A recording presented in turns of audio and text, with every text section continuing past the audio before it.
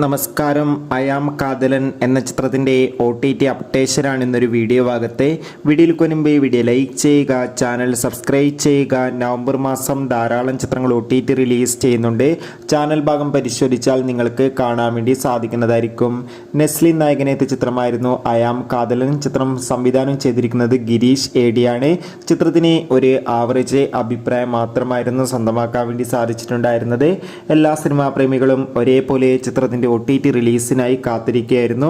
Finally I am Kadhalan എന്ന ചിത്രത്തിൻ്റെ OTT അവകാശങ്ങളൊക്കെ Manoramax എന്ന OTT പ്ലാറ്റ്ഫോം സ്വന്തമാക്കിയെന്ന് ഒഫീഷ്യലായി കൺഫേം ആക്കിയിട്ടുണ്ട്. ഇപ്പോൾ ഇതാ ചിത്രം ഡിസംബർ ആദ്യവാരം തന്നെ നമുക്ക് മനോരമാക്സ് എന്ന OTT പ്ലാറ്റ്ഫോമിലൂടെ ലഭ്യമാകുമെന്ന് കൺഫേം ആയിട്ടുണ്ട്. അതോടുകൂടി ചിത്രത്തിൻ്റെ സാറ്റലൈറ്റ് അവകാശങ്ങൾ മഴയിൽ മനോരമ എന്ന ചാനലും സ്വന്തമാക്കിയെന്ന് കൺഫേം ആക്കിയിട്ടുണ്ട്. കാത്തിരിക്കാൻ നമുക്ക് അയാം കാതലൻ എന്ന ചിത്രത്തിൻ്റെ കൂടുതൽ അപ്ഡേഷൻ അറിയാൻ വേണ്ടി. ചിത്രം കണ്ടവരുടെ അഭിപ്രായം കമൻറ്റ് ചെയ്യുക. ബൈ.